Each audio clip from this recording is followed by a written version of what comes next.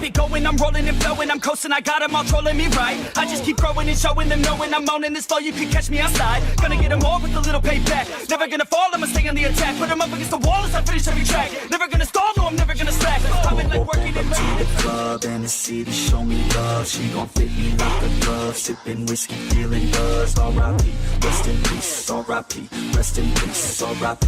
Rest in peace. R.I.P. Rest in peace. Yeah. Ladies and gentlemen, welcome back at it with the Rushmore Sports Addicts. It has been a second. It has been a while since we've put out a video, put out a podcast. We've been rocking and rolling with some trading cards, enjoying the baseball season, and just grinding and hustling with the summertime. But ladies and gentlemen, we are here to break down the MLB season. We are one day after the All-Star break as of this recording. And we're just hanging out here. We got Cig, we got our MLB correspondent, Mr. Mike Shaw, and we're going to be taking care of just your MLB predictions, where the season's gone so far, and where we think it's going to go. So, Cig, how you doing tonight, buddy? We're doing great, man. It's great to be back in the studio. I've really missed this. You know, I always love chopping it up with the boys, chatting about sports. And I believe, like you said it today, we're covering baseball, America's pastime. America's pastime, indeed. And I see you are rocking the All-Star Game MVP, Mr. Fernando Tatis Jr. Loving the jersey there. That was absolutely fantastic. Interesting game last night. So what was it? It was, I think they had like an international stat of it. It's a Japanese player led off and pitched in the first inning. There was an Australian who had a save, and then the MVP was foreign-born as well. So absolutely crazy game. I mean, the future of the game is bright, I think. And Mike, what do you think kind of coming in? Welcome back, first off.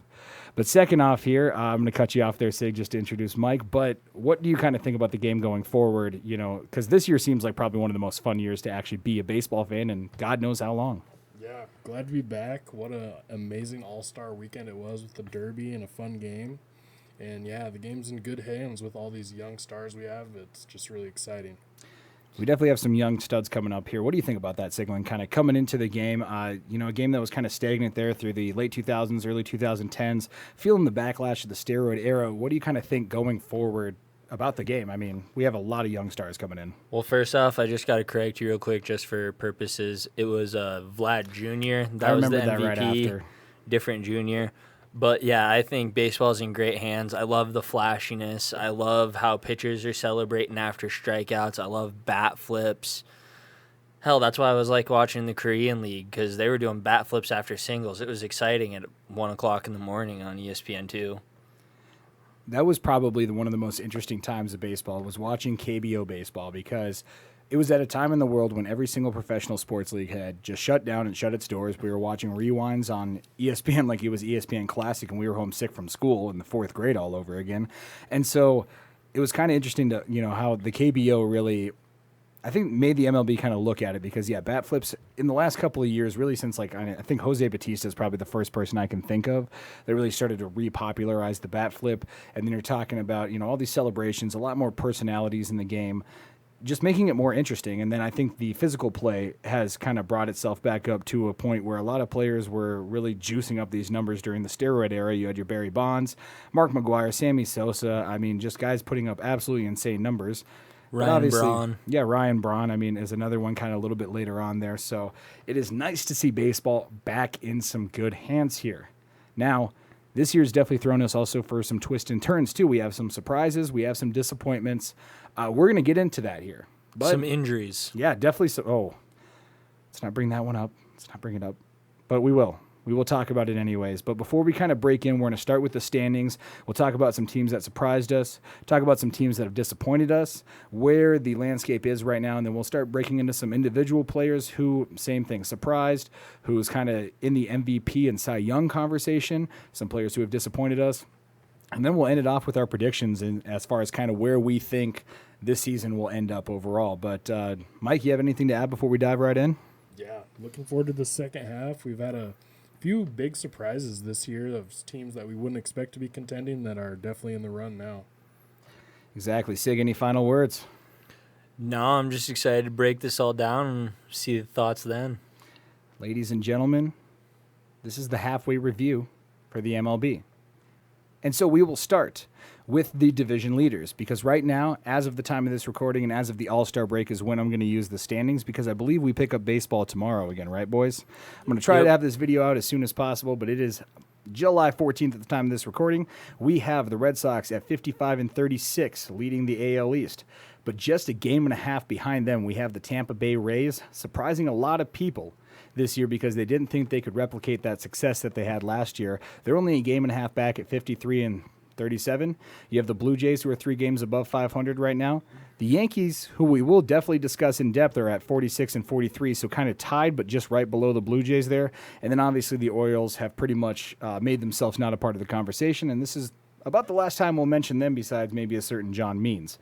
Other than that, we have the AL Central breaking down. We have the White Sox at 54-35. They have a large 8-game lead already over the Indians, who are at 45-42. And then the rest of the division is actually sub 500. The only one I'd really highlight that we'll discuss more is going to be the Twins, I think. Kind of a team last year that did really well. A little disappointing, and we'll break that down. Now, in my favorite division, we have the AL West. We have the Trastros leading the division at 55-36, without cheating, surprisingly. They're balling. But I will say this. Notice how Altuve has no problem now taking off his shirt. The tattoo is gone. The tattoo is gone, amazingly. The tattooing beeper is gone. But we have the good old Underdog Athletics in their ever low budgeting Moneyball form at 52-40, 3.5 games back. You have the Mariners at 48-43, 7 games back. My personal Angels are just 1 game above 500, but only 9 games back. And with a still Mr. Mike Trout remaining, we'll see what happens there. And then the Rangers kind of take the basement. They're 10.5 games back of the Angels. That's the American League. To break down the National League here, we have the Mets leading a surprisingly tough NL East this year at 47-40, only 7 games above 500, but they do have a 3.5 game lead over the Phillies, a 4 game lead over the Braves, a 6 game lead over the Nationals, and a 9 game lead over the Marlins. So a little bit tighter competition there.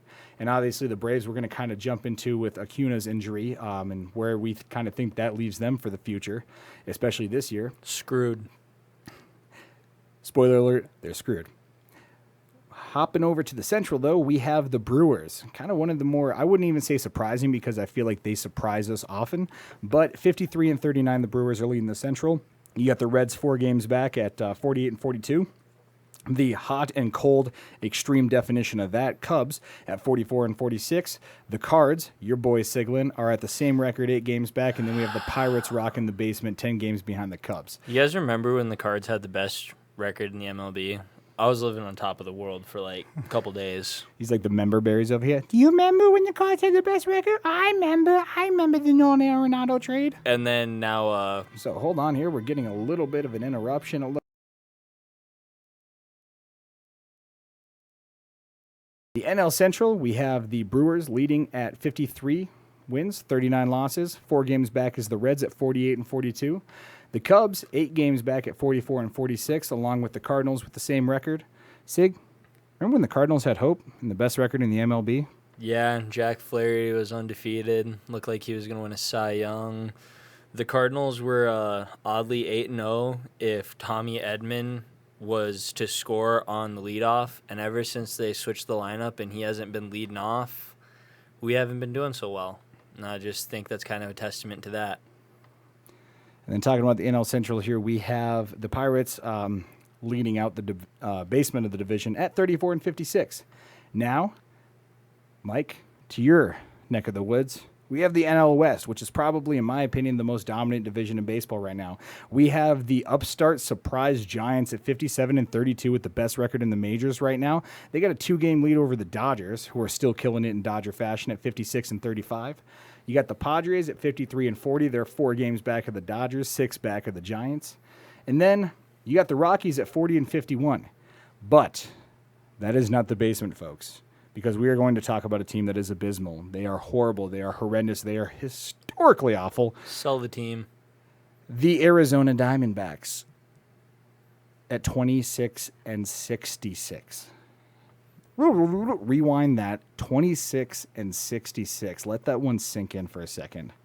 Mike, have we ever had a team this bad this late in the season? If there has been, I'm sure it's not much worse than this. This is about as bad of record as you'll see from an MLB team. Didn't they set a record for like the longest losing streak on road? It was like 27 games or something like that. It was absolutely crazy. I mean, this is coming from a team who has been so up and down over the years. I mean, they'll start the season, they'll be, mid-level to the basement, they'll rattle off a winning streak to come back up to 500, give the team enough hope, and then they just shit the bed in the offseason. I mean, you're talking about a team that, signed an injury-riddled Madison Bumgarner to a great contract. So, Hey, I don't he wanted know. to be by his horses. That's fine, but the Diamondbacks are not reaping the rewards. Bumgar is. But yeah, I just looked it up here. So the 1962 New York Mets have the record for the most losses at 120 losses, which means that they won 42 games that season. Within shouting distance, the Diamondbacks are there. That is, I'd have to do the math, but I think they're projected to be right They would around need that to win 120. 16. They would need to win 17 more games to not take that. All right, over under. You guys think that's happening? Just right now, do you think the Diamondbacks are going to be the worst team ever? I bet they probably win at least 20 games. You got 80 plus left in the season. They lost 66, won 26. If you double that, you're going to at least go 52. So I'm pushing for them not to be the worst team ever, but I'm also pulling for them to be the worst team ever because that'd be cool to see. Yeah, that'd be cool to see in our lifetime. You know what I mean? Just a really shitty team. I don't know about cool, but it'd It's be like the interesting. 0-16 Lions. God, don't bring me back to that year. Oh God, flashbacks. Now that was horrible. Do you think Diamondback fans start wearing bags over their head in the middle of the games? I don't think that's a baseball thing. I think that's kind of like a Cleveland thing. Oh, that was Detroit. I Detroit. mean, but that's just Detroit. I wouldn't want anybody to know I'm from Detroit either. I'll say that the Diamondbacks have one of the worst fan bases in the MLB. They're just not very passionate. If you watch their games, like it's rare that they're sold out unless they're playing the Dodgers. So I don't feel that bad for them. Well, I think you have a bunch of old retirees. I mean, even the Suns only started selling out games when they were in the finals that we have on here in the background right now. So, yeah, Arizona, kind of a fair weather area. I don't know. Being a Vegas native myself and seeing how the teams have been supported, you have the Knights who had sellout after sellout in their first season. You have the Raiders who I think have almost sold out every single game pre-sold for this 2021 season. I think we move a baseball team to Las Vegas, boys. There was just rumblings as Las Vegas is making a really good bid to the Oakland A's. Wouldn't that be something?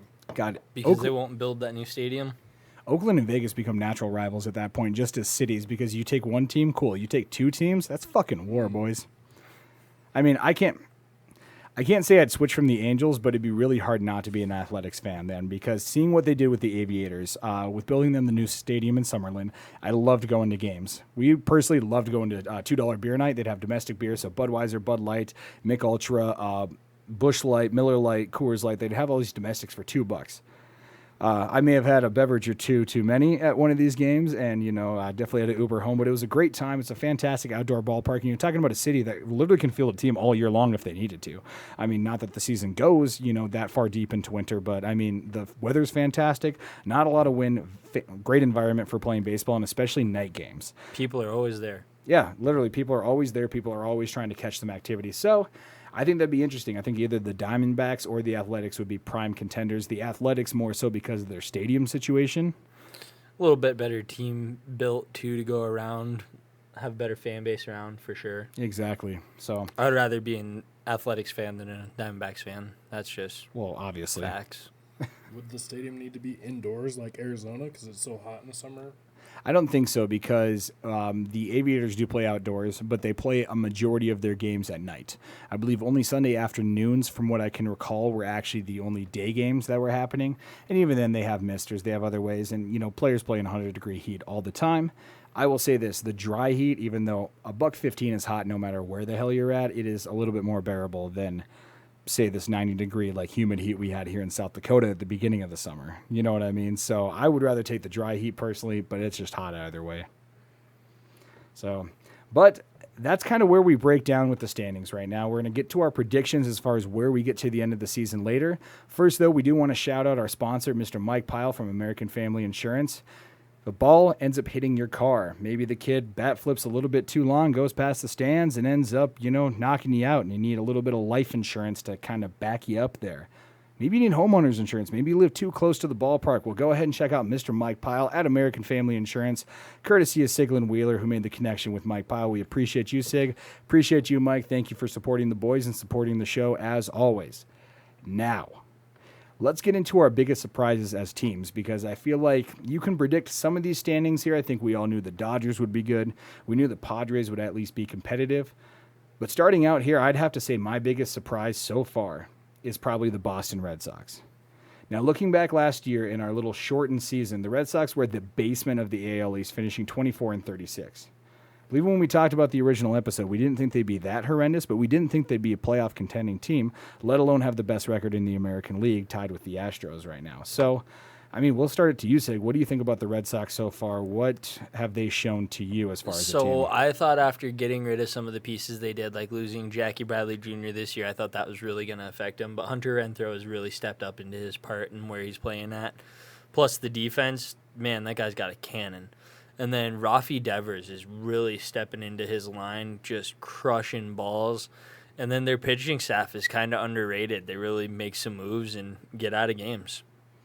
So, Mike, what do you think about the Red Sox so far? Because just to get some stats here, they're the fourth best offensive team in the MLB overall, 13th in pitching, so they have a positive pitching staff. You know, probably something maybe you look to add at the trade deadline. But what has been your opinion? Because I think Xander Bogaerts is another player to mention as far as someone who's having an almost MVP caliber season, batting above 300, hitting in RBIs. He's got, I think, 11 or 12 home runs right now. So, Yeah, just kind of been the perfect storm for Boston. Still, I think probably they have replaced Mookie Betts' production, as hard as that is. It's been a group effort. I like how Alex Verdugo stepped up with a centerpiece from that trade from the Dodgers. And just getting a lot of young guys stepping up. They're Arroyos, Chavis, Bobby Dahlback. So, yeah, a lot of young bats that are developing into everyday players. And what was it, Nate? What's the hard-throwing pitcher they have? Is it Evaldi? Evaldi. Nate Evaldi and Pivetta. Those guys have been really anchoring their rotation. And if they can somehow get Chris Sale back for a playoff run, look for Boston to make a run at the AL pennant. And definitely looking for them to be one of the biggest buyers at the trade deadline. Relief pitching, a few more bats, maybe a starter. I think Boston will be really aggressive and load up for a run. Well, I definitely think they're a team who always tries to make a splash. I mean, you're obviously talking about the payroll able to take on that salary to pay a player. A name we've kind of heard out there, I don't know how he really fits in the lineup with Rafi Devers over there, but, you know, Chris Bryant is someone who could probably come in, provide a good bat, maybe, switch in and out at third with Rafi, play DH. Being in the American League, you obviously have that advantage. It's something I would have loved to have seen overall. I do like how the National League has that, counterbalance, but also in a game that goes more and more offensive as far as what the league wants, the DH overall just makes sense. But especially this year, I mean, we're seeing like a record high in no-hitters, strikeouts. We have a record low in ERA. So, I mean, you kind of counteract that with literally in the middle of the season, they started checking pitchers for substance because the pitchers were just becoming too good. They were also using substance. Yeah, let's not get it twisted. Garrett Cole, was definitely, getting the elbow grease that wasn't just elbow grease on out there. So it'll be interesting. You guys watch that interview, man, really got in his feels. Oh, yeah. Or how did he answer the question that one time? He was like, it's really hard to grip the ball. I don't know. What's your guys' what kind of sidetrack this here? What is your guys' take on using substance to pitch? What do you think about it? Using the junk. So I was actually listening to like an interview. I can't remember what it was on. It was either on the Starting Nine from Barstool or something else. But a lot of the players were talking about how they really don't mind it because it also helps them on the defensive side. It's a lot easier to grip a ball that has stuff on it and throw it to the next base. Yeah, because if you feel a fresh baseball, man, that thing's slippier than shit. And then another one says that it really doesn't affect the trajectory of when you hit the ball. It just gives it more rotation and it's harder to hit, so it makes it a little more challenging. Yeah. Interesting. Mike, what do you think about, foreign substance in the oldest game? Yeah, I mean, I think it's kind of become accepted, and that's why I don't really have a problem with it, is that they've been doing it for this long. But it does seem like it's good that they're weeding it out of the game, because that was something that was cooked up in some lab, and it's just not real natural, in my opinion. So I didn't have a problem with the people that were doing it, but I'm glad that they are weeding it out of the game now. I mean, it's had its history in the game, though, because you look at, literally junk balls, like when they were using, the same ball for an entire game back in the early ages of the game. You're talking the 1900s, 10s, and 20s. I mean, they would talk about how the ball would literally weigh 3 to 4 times as much at the end of the game. It would have, boogers and motor oil and just spit and snot. I mean, the ball would just absorb so much shit that you could have a guy like Babe Ruth absolutely clobber when it'd only go 200 yards or 200 feet, and then it'd be, a shallow out in right field. So kind of crazy there. I think people have different areas. I've been known and on record to say that the steroid era was the most exciting time to be a baseball fan. That's unfortunate, obviously, because, at that point you're jeopardizing your body. But I think with advances in nutrition, science, performance supplements, we're starting to see that athleticism back in the game and on a much broader basis. You're starting to see Barry Bonds be more, common. But I think you're also seeing the pitching catch up to that too. I don't think Barry hit 73 home runs even on the juice in 2021 because it's just the stuff's becoming nastier. You're not wrong, and it definitely is. Pitchers, they even say it on the show. It's like they don't pitch like that in my time. There's a lot of south or east to west versus the more north to south now. Yep. So it's like you see it with the movement and then like the different style of the pitches. So like on that game, if you look at it, like most old pitchers don't have a sinker because they really don't like throwing back then. Interesting development there. But I'm going to double back to Mr. Barry Bonds because I'm going to move on to probably my second most surprising team, someone we've all talked about, and honestly, they might just be the most surprising. Let's talk about the San Francisco Giants because right now San Fran is third in offense, second in pitching. They have the best record in the majors at the All-Star break. Brandon Crawford, Mike Yastrzemski, and Buster Posey have been kind of leading just a solid overall team from a team that we thought maybe was a 500 team at best. Buster Posey found the fountain of youth. Seriously, what is he, 36 now? And I think he's leading the NL in batting average. He's at least top 5. I know he's batting like a 330 right now. So absolutely crazy numbers. Bouncing back from, a couple of meh seasons from what we knew from, Buster, but also, side note, greatest name in baseball, period. But, we'll start with you, Mike. What do you think about San Fran kind of coming out of your NL West over there and just surprising everybody? Yeah, before the season, you could have probably made a lot of good bets on the Giants to win the division. They were probably third at best, with those two powerhouses also, and the Dodgers and Padres, but just been really impressed. Great pitching, timely hitting. They play in a pitcher's park. They, typical Giants, they're going to pitch, play good defense, and get those timely hits, maybe play a little small ball for you classic NL fans, maybe a little bunting and stealing. It's a little fun. I saw them in person this year at Colorado, and they have a women's hitting coach. And something interesting that I saw before the game during batting practice, like Brandon Crawford and Buster Posey and Belt, they were like actually talking to her and seemed like they genuinely were listening to what she had to say. So I thought that was interesting when I saw the Giants live. And we'll definitely be covering females in coaching. I do have a Becky Hammond video that I'm going to be shooting this week here. Kind of talking about some hometown heroes because she is from Rapid City, where we are all from. So, but also at the same time, probably someone who's going to be the first female coach in the NBA. This is a baseball video, though, and I think it's great to see that there are more females getting into the game and being respected as far as hitting because I still don't know how the hell they hit that underhand, junk in softball. That ball is zooming in there in the high 80s, early 90s sometimes. And, just from the delivery and everything, it's like dealing with a really wonky sidearm pitcher. Were you guys watching the celebrity softball game and they would call out Jenny Finch and she would just give them the gas and they're like, nah, don't want it? Nope. No, thank you. Yeah, underhand normal, please. But I don't know, Sig, what do you think about the Giants kind of this year? Like we said, coming out of nowhere. They literally shocked the hell out of everyone. Brandon Crawford is playing lights out against righties. You got Buster Posey, who is one of the best, like you said, one of the best batting averages in the NL, and they're just Gossman. It looks like he found a little bit of fountain of youth. I believe, did he pitch a no-hitter this year? I think he did, or he pitched some scoreless innings or something like that. But he's been lights out for an older fella, and then they just got some pieces that have been maintaining to work for them. Yeah, and so, I'm pulling it up here. So, obviously, Buster, he's got a couple of games back. Only played in 58 games so far, but he's batting a 328. Crawford's at about a 290. Steven Duggar's batting good at a 287, but Evan Longoria is kind of somebody else who has been a solid player after really kind of being cast out of Tampa Bay there. A one-time, all-star probably 10 years ago, but, they're finding the right mix of something that feels like a really good story down the road. Of if they do win the title, it's going to be one that we remember. It's going to be like a 19 Nationals type thing where you remember that journey. You remember watching this team, not expecting a lot out of them, and then seeing them just shoot out the gates. And we'll see what happens with the rest of the year. Obviously, in that NL West, it's a hell of a competition because I'd say the Dodgers, I mean, I think they're top 2 in both hitting and pitching. I think they're number 1 in offense, number 2 in pitching.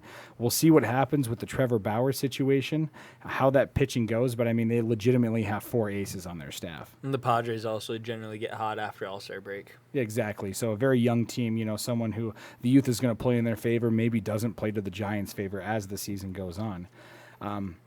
Last team I'm going to kind of talk about personally, and then we'll kind of get to any surprises you guys have in adjacent there. But I have the Brewers because the Brewers, I think, are a team that every single year we kind of look at the roster and we're like, okay, they could be good, but they'll probably just finish in the middle of the pack. But then the pitching starts getting good. They have 1 or 2 offensive players that start to boom out, and they shock you out of nowhere. The reason why the Brewers are the most surprising is Yelich is having one of his worst career seasons, and the Brewers are still getting it done without their best player. I mean, but they have 3 starters who are under a 3-year, like a 3.0 ERA. They have Brandon Woodruff, Corbin Burns, who are both Cy Young candidates, and then even Freddie Peralta is the number 3 options, pitching amazing. And then obviously you have Josh Hader to close games down. So, And Devin Williams. Yeah, and so you have a fantastic, bullpen. You have great starters out there, and I think we all know that a lot of the times the key to a title is just pitching success. How good is your bullpen really? How good are your starters? And, when one of them starts messing up, how good can you be in not allowing runs? But Burns is another one who hasn't been the same since the crackdown. His ERA has spiked way up. He went from the most strikes and all that fun stuff, setting records, to just have DeGrom break it the next day. So, what are your kind of opinions there on the Brewers, Mike? Like them. I don't know if, of course, the biggest question on them is will they have enough offense to go on a run? But if they can get dominant pitching like they kind of have been this first half, with some of the other NL Central teams not playing up to their ability, I definitely think the Brewers could win the Central, and they'll need to have a pretty good collapse or someone else to heat up for them to not. Well, I think even though they are in the same division as the Cubs, I think they could be a huge target point for Chris Bryant. I think they have the prospects. I think they've been very popular as far as you don't want to see it to a rival team, but like if Bryant wants out, he wants to play on a contender. You want to get some instant offense in Milwaukee. I mean, that would be almost, the right away, just, pick and pop. Just right in the slot, throw him in there at third base, get that offense going a little bit more, because I think I had the number here. They're 23rd in offense right now. Wow. They're 23rd in overall offense as far as like, kind of combining OPS, average, hits, everything. So it'll be interesting to see if they can kind of, continue that success with the lack of offense. You know what I mean? So I don't know. Who were some other surprises you guys kind of had on the year as far as good surprises? Definitely one that stuck out to me is the Seattle Mariners. They're not a division leader, but they're 5 games above 500 for a team that's pretty much continually been in the basement the last 5 years and had all that drama with their owner and not calling players up. It's good to see the young players in Seattle really rally and make themselves a winning team, and they're only 3.5 out of the wild card, so if they keep it up, they'll have a chance to make a playoff appearance. How about you, Cig? Anybody else who's kind of surprising you? Obviously, the Mariners, we talked about at the beginning of the year, we didn't really have high aspirations for. A young team, maybe it was like 2022 or 2023, decent, good team. We've kind of already talked about it, but I'll go on the scenario a little more. The Rays have surprised the hell out of me.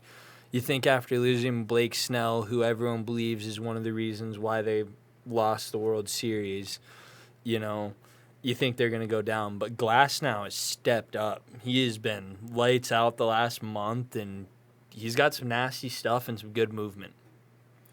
Yeah, Tyler Glasnow he's really stepped up for the Rays this year. And like I said, with all the success they had last year, it was hard to replicate and hard to imagine that stretching out to a 162-game season. But here they are, a game and a half behind the Red Sox. They're 6.5 games above the Jays and the Yankees. So anything can happen here in the second half. And especially when you're a younger team, you got to look at that and kind of be a little bit more preferable towards them, because youth usually wins in the long term. You can find the fountain of youth, but how long will the water run? You know what I mean?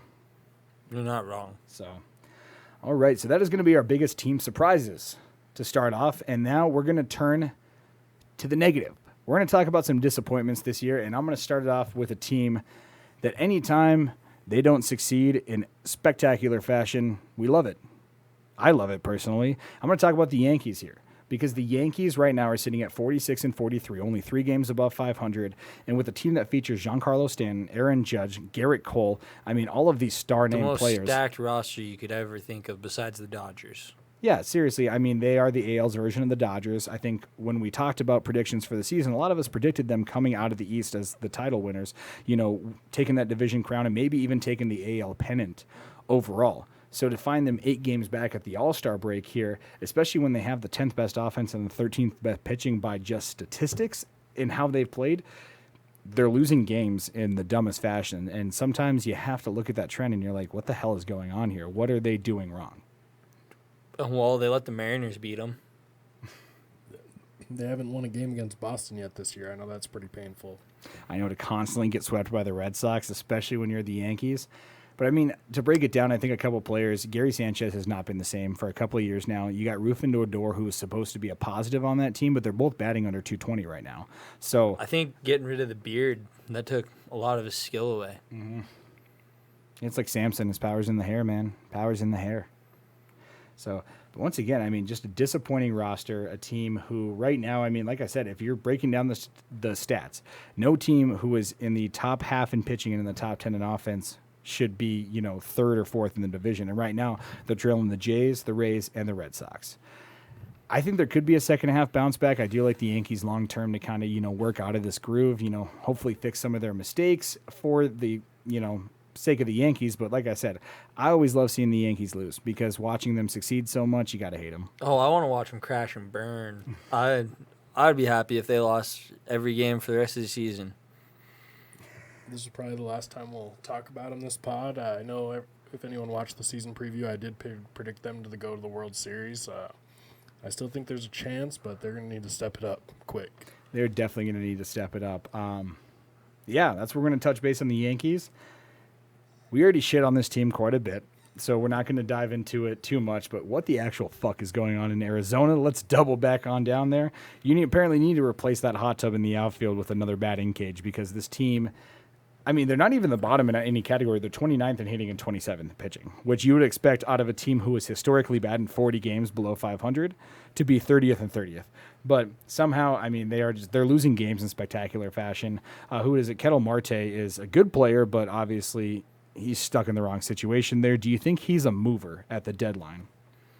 I think they have to at this situation. I mean, at that point, they got to start looking at Eduardo Escobar, maybe getting him out of there. Archie Bradley. Yeah, I was going to say maybe moving Archie Bradley. They just kind of got to do a full overhaul, save some money, and maybe restart next season. Yeah, full sell on everything there. I think if you are at that point, who cares about this season? You're going to lose games. You're going to probably end up with the number 1 pick in the MLB draft next year. Not a terrible thing, but you got to start getting them prospects into town, and there's probably a lot of contenders right now who could take someone like a Ketel Marte, a 300 hitter who can immediately be your leadoff guy, hit for a little bit of power too, and insert into the lineup. Maybe the Brewers are someone we talk about again, adding a little bit of depth to that outfield, adding a little bit more of offensive production, and just kind of getting a guy who's, honestly playing lights out right now. Yeah, former All-Star switch hitter could be a great addition to any lineup. So that's all we'll touch on the D-backs. We don't like to depress people too terribly much around here at Rushmore Sports Addicts, and looking at the D-backs, it's just depressing. Even the uniform switch up. God, go back to the early 2000s in the purple uniforms, please. Sick nasty. But my last disappointment here that I had, because I always do things in threes, is I had the Twins. Because the Twins were someone last year. They led the AL Central. I believe it was, God, I'm going to pull their record up here, but they were 36 and 24 last year. So they were 12 games above 500 in a 60-game season. So hell of a team last year. I think we expected a lot more from Jose Barrios, who is pitching respectably with a 3.50 ERA, but we expected a lot more from this team. Seriously. Yeah, absolutely. I mean, the last couple of years they were hitting as many or more home runs than anyone in the league, and definitely had hopes of winning the division title. I know a lot of Twins fans around here thought they were going to win the Central now that Cleveland got rid of Lindor and looked like Cleveland was falling off a little bit, but here come the White Sox. Yeah, my biggest disappointment is my own team. We went and got an all-star third baseman. Who you got paid to take an all-star. We got paid to take an all-star, and he isn't hitting like one. He's playing defense like one. I got to see some of that firsthand, but the hitting isn't there right now. DC is kind of coming alive. Our outfield is streaky hitting, and without having our dominant ace, we've really just shit the bed. We went from looking like we were going to be dominant in the NL Central to second to last real quick. Well, and you guys are tied up with the Cubs, who right now have been one of the hottest and coldest teams. I mean, you're talking about 2 no-hitters, and then right after one of the no-hitters, they lose the next 10 games. I mean, what the hell is going on there? So the NL Central is probably one of the most interesting divisions just by pure activity right now. I mean, every team has a little bit of a storyline, and we haven't even touched on the Reds, who are 8-2 in the last 10 going into the All-Star break. You know, young team. They got some hitters. Yeah, we didn't expect a lot of out of them, but I mean, the Reds could come out of nowhere. I'm not saying take the Central. You know, I think that's probably the Brewers' crown at this point, but definitely, muscle your way up into the wild card at least. Yeah, love that Reds lineup. So, and then any other kind of disappointments you guys are talking about this year as far as teams go? Obviously, we have the Cardinals for you. Rockies, I think, pleasant surprise maybe because after I the think fire they're sale, doing a lot better than I thought they were going to do. only 11 games under 500 right now at 40-51. So, Great thing, I'll make it quick, but what I'm liking about the Rockies is they're getting a chance to showcase some of their young talent that have been prospects in years past, that there just wasn't a spot for them with Nolan Arenado and DJ LeMahieu on the infield. So I like seeing Brendan Rodgers, Raimel Tapia taking a step forward this year. the only thing that's concerning, just looking at this right now, they are 9-34 on the road. Obviously, if you cannot play on the road, you will not win games. But they're 31-17 at home, which is actually it's the third best and second best in their own division, next to the Padres. So we'll see what happens in the second half of the season. But there's some great players, out there for the Rockies. I think the future is looking a lot brighter than after the horrendous situation of Nolan Arenado. I still give that trade an F-. Yeah. Now it's looking likely that Story is going to get on the move. That could be one of the biggest trade deadline additions. So if any of your guys' favorite teams out there, comment if you want Trevor Story. Yeah. Let us know kind of who you guys think it's going to come. Obviously, we have about 2-3 weeks until the trade deadline actually commences. So we have a lot of activity that's going to be going on here in the next couple of weeks. But talking about players, we're going to move from the trade deadline talk about them a little bit and breaking down the teams to let's move to what players have surprised us. There's obviously been some disappointments this year, but with the game being so exciting as we kind of led off with and we kind of talked about, there's a lot of players who are making this game great right now. And I think I'm super biased on this. Even though I'm wearing a Hank Aaron throwback jersey, I am a huge Los Angeles Angels fan. And in the absence of Mike Trout, we have had another generational phenom. I don't know how you get 2 of them in one lifetime, but we have been blessed enough with 2 of them. I think Shohei Ohtani has been the biggest surprise. Not so much because he's doing what he's doing, but this was what the pinnacle of what you thought he was going to be. So for him to kind of come after a couple of years where he hurt himself pitching, he was good batting, but I mean, to walk into the All-Star break, to start the game as a pitcher, and to be leading the league in home runs at the All-Star break with 33, I mean, which is not a low number either. I mean, you're talking Barry had 35 at the All-Star break when he broke the record. So The record's actually Chris Davis with 37, but they don't count it. Oh, okay. Sounds good. Chris Davis, God, that's a name that dropped off out of nowhere. Orioles or A's? Orioles. Orioles, yep. So, Crush, the original. I mean, talking about Shohei here, I mean, the Babe Ruth comparison gets constantly brought up. Everybody, he hasn't done this since Babe Ruth. Nobody's done this since Babe Ruth. It's almost gotten exhausting hearing about, honestly, because I think Shohei, Better. Yeah, 100% better, because guess what? He doesn't just play against white players. Non-Jewish white players, by the way. So just saying that there. And obviously the game and the way it's advanced, for him to kind of come out here to slug the way that he has, because he hasn't had the average that Ruth had. You know, Ruth was a 300 hitter year in and year out. But I mean, when you're talking about the pure power and then to actually turn around and be more accurate and better on the mound than Ruth was, as far as we're just looking at statistics here, as far as win-loss, ERA, strikeouts, walks, everything. I mean, what do you think this means for the future of two-way players? Bright. Elaborate. I think that it now shows that you don't have to just train one side of baseball. You can do both sides efficiently and be good at both sides if you truly want to be. I think one of the next hitting pitchers that we're going to see is Brendan McKay out of the Rays. Yeah. He's literally pinch hit a home run to walk off a game in his rookie season. So, I mean, he's got the tools, and if he can sharpen them up, he could be just as good potentially. See where that goes. How about you, Mike? What do you think about it? I think it's not going to be like every team's going to have one, but I think there will be gradually a few more come about in the next couple of years. But I think the reason why we haven't seen it is because obviously it's really hard to just hit or to just pitch. So to ask a human to do both, you have to be a special once-in-a-generation human to be able to do that consistently. So I think we'll maybe see a few more, but it's not going to become a very common thing. Of course. We will end that there with some Shohei Ohtani home run highlights in the video here, and we will be right back.